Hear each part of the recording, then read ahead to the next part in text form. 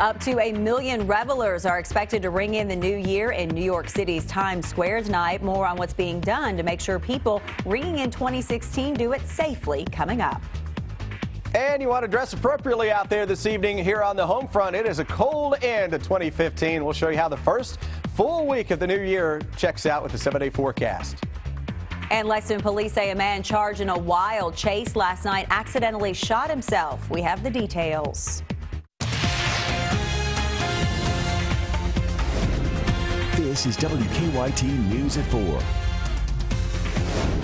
Welcome to WKYT News at 4. I'm Amber Philpott. Jennifer has the afternoon off. Happy New Year's Eve to you. The last day of 2015 is off to a very chilly start. This is a live picture now of downtown Lexington, and the big question that everyone has is, what can you expect if you are going out tonight? Let's check in with Chief Meteorologist Chris Bailey. Hi, Chris. Hi, Amber. Exactly what you're seeing out there now is what you're going to be seeing and feeling as we go through the evening. A lot of low clouds, a lot of cold temperatures, and the passing snow flurry here or there being reported into much of central and eastern Kentucky. Those temperatures this afternoon, 30 to 35 degrees, about as good as it can get across the bluegrass region. Southeastern Kentucky, as expected, a couple of degrees warmer, but overall, that's a pretty cold end to 2015. Live look into Lexington, low clouds.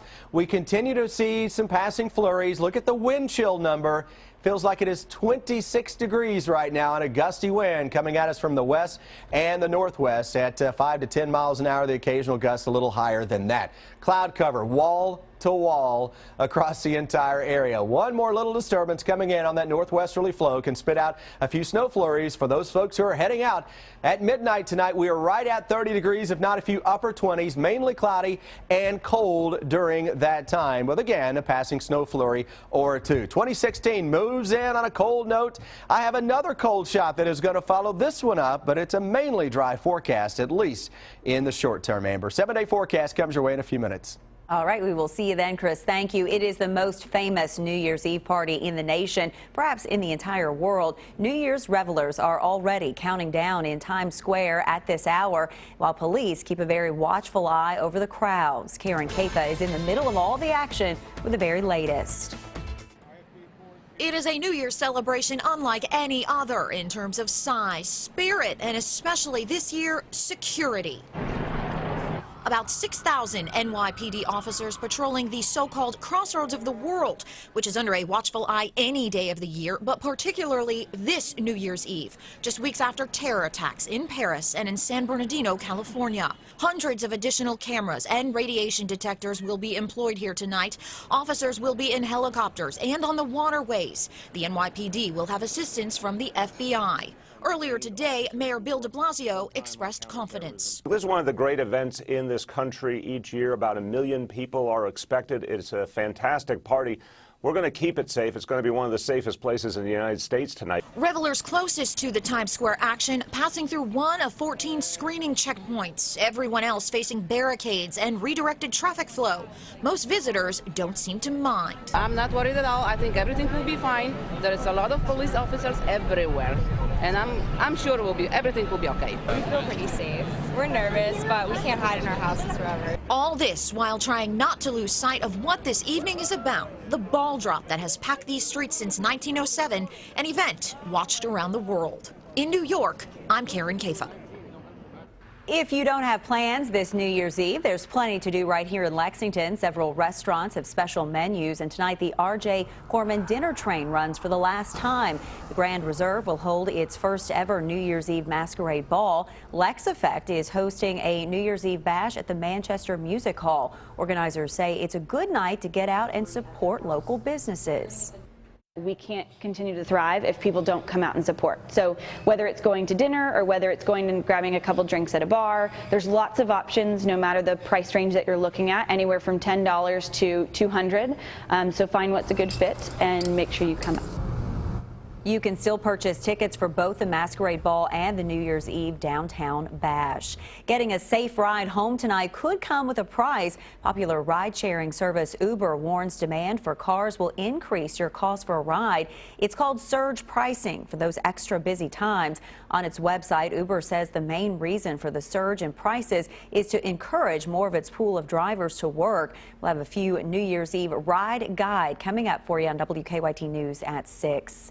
There's new details on an overnight police chase that didn't end well for one of the suspects. Police tried to make a traffic stop on a stolen car, but the driver took off. When the SUV finally stopped, not only did one man inside accidentally shoot himself, he also ended up with bites from a police dog. WKYT's Victor Puente has more on the men facing charges in the case. You can see the tracks here at the Red Mile where that car came to a stop. Police say from there those men got out and ran onto the track. It started on Terrace View when Lexington police say they identified a stolen vehicle and tried to pull it over. They say the driver refused to stop and struck a cruiser while running from them. Officers called off the chase and began searching the area. The car was spotted on Red Mile Road, and police say the three men inside took off on foot, running across the Red Mile racetrack. They arrested 28-year-old Jacory Longwood at Curry Avenue in Angliana. K-9 units tracked a second person, and police say as they went to arrest him, he wouldn't show his hands, and they believed he may have been armed, so they released the dog on him, and that dog bit him. They say when they began searching Antonio Adams, they found that he had shot himself in the hand and grazed his stomach. They say he told them where he had hid that gun, and they were able to find it. He was taken to the hospital and later to jail. Police are still searching for the third person from that car. Police tell us the cruiser that was struck only had minor damage and that officer wasn't injured. In Lexington, Victor Puente, WKYT. Longwood is charged with fleeing and evading and possession of a controlled substance. Adams faces a list of charges including assault, wanton endangerment, and fleeing and evading police. We're working on a number of other stories for you on WKYT starting at 4:30. Sam Dick joins us now from the newsroom with a look at some of the news in progress. Hello, Sam. Good afternoon, Amber. A man helped lead Lexington police to a hit-and-run driver who police say hit 3 people Sunday night.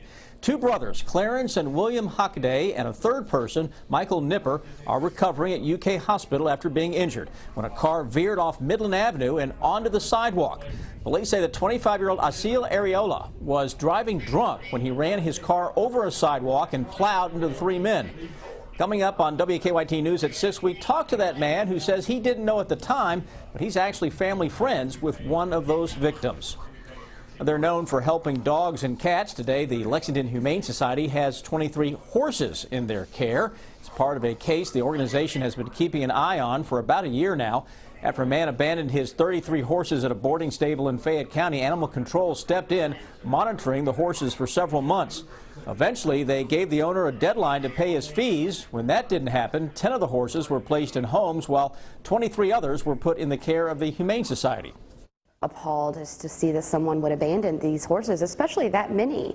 And thoroughbreds are very popular, and being in the horse capital of the world, it's really surprising that that would happen. Horses are not cheap. They are very expensive to care for, not only the small boarding fee that we're paying per horse, but also to feed and water and make sure that they have the proper health care. Animal control officers say that since this is considered an eviction and not a seizure, no charges have been filed. We'll have more on what's in store for the horses on WKYT News at 5 o'clock. That's a look at some of the news in progress. Amber, back to you. Another down day on Wall Street. The Dow down nearly 179 points, the Nasdaq down 58 points, and the S&P 500 ending the day 19 points in the red. Oprah Winfrey's new television commercial for Weight Watchers has given the company's stock price another boost. The ad began airing yesterday. Shares jumped 19%. Weight Watchers stock has more than tripled since October when Winfrey bought a 10% stake in the company. In 2015, the U.S. saw its first interest rate hike in nearly a decade. Cyber attacks shook up the corporate world, and automakers were forced to admit they had let down their customers. Jill Wagner has a look back at the year's top business stories. Faulty Takata airbags caused the recall of 20 million vehicles in the U.S. alone. At least 8 people have been killed worldwide, nearly 100 injured from the airbags spraying shrapnel. It was terrifying. I thought I was going to bleed out. Volkswagen admitted to using special software in 11 million vehicles to cheat on emissions tests. The CEO apologized that the scandal led to a steep drop in Volkswagen sales. We will make sure that something like this never happens again. Cyber attacks shook up the corporate world. Hackers broke into Anthem Health Insurers, which runs Blue Cross Blue Shield plans. As many as 80 million customer records were exposed. 3 suspects were charged in a giant hacking scheme that targeted at least a dozen corporations. The data breaches at these firms were breathtaking in scope and in size. The New York Stock Exchange said it was not a cyber attack that halted trading over the summer. A technical glitch shut down the exchange for nearly 4 hours. The shutdown was followed by a meltdown. The stock market had some of its sharpest declines in history when instability in foreign economies spooked Wall Street. I've never seen the Dow down 1,000 points in one move. By the end of the year, the Dow was nearly where it started. Unemployment edged down to 5%, and the more robust job market led the Federal Reserve to raise interest rates for the first time in nearly a decade. Oil prices plunged, and that gave consumers a break at the pump, where gas prices slipped to around $2 a gallon. Apple launched its smartwatch, the most advanced timepiece ever created. In a pair of mega mergers, drug makers Pfizer and Allergan announced plans to join forces, and Dow Chemical agreed to merge with DuPont, creating the second biggest chemical company in the world. Chipotle stock took a tumble. The restaurant chain scrambled to contain an E. coli outbreak and then a bout of norovirus that sickened over 100 students in Boston. Facebook CEO Mark Zuckerberg and his wife Priscilla Chan welcomed a baby girl, and they promised to donate the bulk of their $45 billion fortune to charity, a holiday gift to remember. Jill Wagner, CBS News, New York. Only a few more hours left in 2015, and it is not too late to throw on some roller skates to ring in the new year. Why not, huh? Deanne Stevens has her skates on right now. She joins us from Champs, where a big New Year's Eve party is planned. Hi, Deanne. Hey, good afternoon, guys. We are here at Champs, where I'm running into Nick Champa here, ringing in the new year. I mean, how many folks do you think? And I haven't even had a New Year's Eve drink. It looks like it on trying to skate. Well, it's one of those things, eh? One of those things. You guys are planning for a big night New Year's Eve celebration, and I love this because it's not, New Year's Eve, we normally think about the adults just kind of taking a night aside. This is for the whole family. For the entire family, the whole crew. Bring the whole crew out tonight, because what all does this include? Well, we've got 2 different packages. We have a skating package from 6 p.m. until 1 a.m., $30 per person, $250 to rent skates. We've got that comes with a free kids buffet from 6 p.m. till 9 p.m. with hot dogs, mac and cheese, french fries, and chicken tenders and Pepsi. All things kids love. But wait, and you're cooking for the kids too? Absolutely. Got to feed them. Got to get full bellies so mom and dad can do things as well. That's right. And then this also, it's not just about skating. You guys have so many activities here at Champ. That's right. We have a second package that's also $30. Unlimited laser tag, unlimited miniature golf from 6 p.m. till 1 a.m. Hats, horns, noisemakers, huge balloon drop at midnight. We're giving away over $2,500 in cash and prizes, flat screen TVs, and Xbox, and Nintendo DS, all kinds of cool stuff. Okay, so tell me, can folks just show up? The doors don't open again until 6 o'clock tonight. Correct. You can purchase tickets in advance at 268-3888, or you can show up the night of.